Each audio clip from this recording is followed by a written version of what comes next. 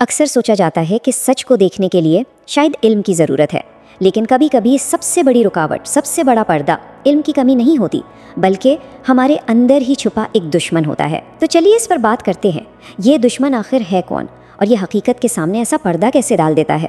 تو سب سے پہلے آئیے ایک فاؤنڈیشنل ٹروتھ سے شروع کرتے ہیں، قرآن کی یہ آیت کہ verily in the remembrance of Allah do hearts find rest, دل کا سکون، قلب کا اطمینان وہ صرف اللہ کی یاد میں ہے۔ بیسکلی یہ وہ سٹارٹنگ پوائنٹ ہے، وہ مرکزی نقطہ جہاں سے ہر اسپریچول جرنی شروع ہوتا ہے۔ لیکن سوال یہ اٹھتا ہے کہ تب کیا ہوتا ہے جب دل خود اس حقیقت سے منہ موڑ لے، جب سکون کا راستہ بالکل سامنے ہو، واضح ہو، لیکن انسان کا اپنا نفس، اس کی اپنی ذات ہی اس راستے کی سب سے بڑی دیوار بن کے کھڑی ہو جائے۔ یہاں سے شروع ہوتی ہے وہ اندرونی کشمکش، وہ انٹرنل بیٹل، اور اس میدان جنگ کے جو مین کیریکٹرز ہیں وہ ہے انا یعنی ایگو، اور اس کا سب سے خطرناک ہتھیار تکبر یعنی ایروگنس۔ اسلامک ٹیچنگز میں اسے کبر کہا گیا ہے۔ اب کبر صرف پرائیڈ یا غرور نہیں ہے، اس کی ڈیفینیشن بہت اسپیسیفک ہے۔ اس کے دو بنیادی حصے ہیں جیسا کہ حدیث میں واضح کیا گیا ہے۔ نمبر 1، حقیقت سامنے آنے پر اسے آؤٹ آف پرائیڈ ٹھکرا دینا، اور نمبر 2، لوگوں کو اپنے سے کمتر، حقیر سمجھنا۔ اسینشلی یہ وہ اندر کی آواز ہے جو ریالٹی پر اپنی سیلف امیج کو پرائیورٹائز کرتی ہے۔ تو یہ کبر یہ کام کیسے کرتا ہے؟ اس کا پورا ایک سائیکولوجیکل پروسیس ہے۔ دیکھیں، سٹیپ 1، کوئی سچ، کوئی حق بات ایک نصیحت کے طور پر سامنے آتی ہے۔ سٹیپ 2، انا یعنی ایگو اسے فوراً ایک پرسنل اٹیک سمجھتی ہے۔ اس کے بعد کیا ہوتا ہے؟ سٹیپ 3، میسنجر کو ہی ڈسکریڈٹ کرنا شروع کر دیا جاتا ہے کہ یہ کون ہوتا ہے مجھے بتانے والا، اور final step, the message is dismissed, پیغام کو ہی رد کر دیا جاتا ہے۔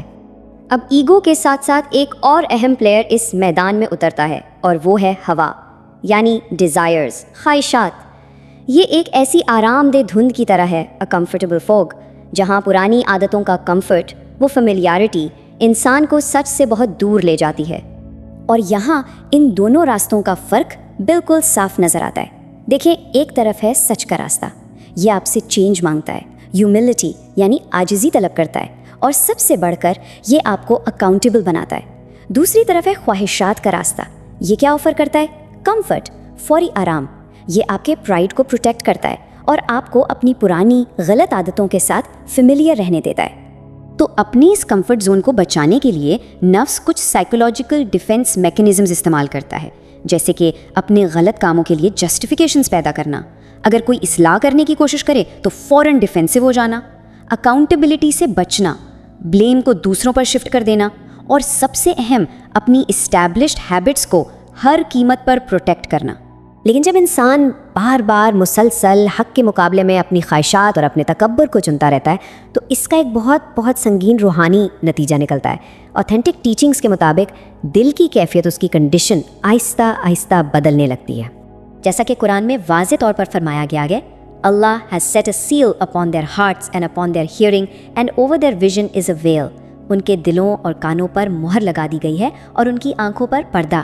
یہ اس بات کی طرف ایک سنگین اشارہ ہے کہ مسلسل انکار کے بعد دل ہدایت کو قبول کرنے کی جو ایبلٹی ہوتی ہے وہ کھو دیتا ہے۔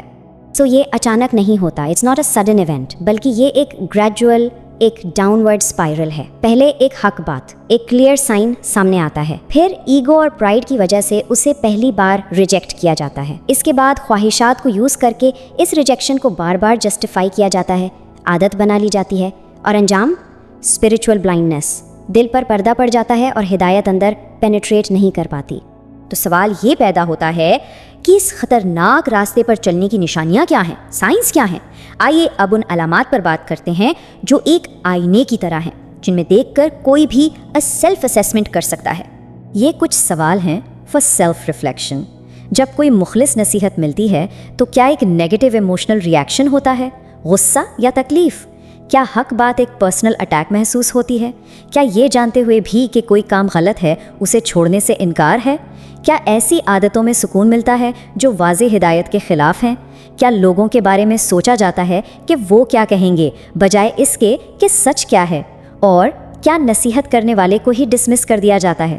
اگر ان سوالوں کا جواب ہاں میں ہے تو یہ اس بات کی علامت ہے کہ شاید کنٹرول ایگو کے ہاتھ میں جا چکا ہے۔ تو یہ ساری ڈسکشن ہم سب کو ایک اہم دوراہے پر، ایک کراس روڈز پر لا کر کھڑا کر دیتی ہے۔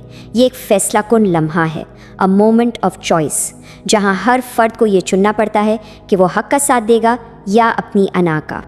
اور اسی لیے یہ سمجھنا ضروری ہے کہ دل اصل میں ایک میدان جنگ ہے، اے بیٹل فیلڈ۔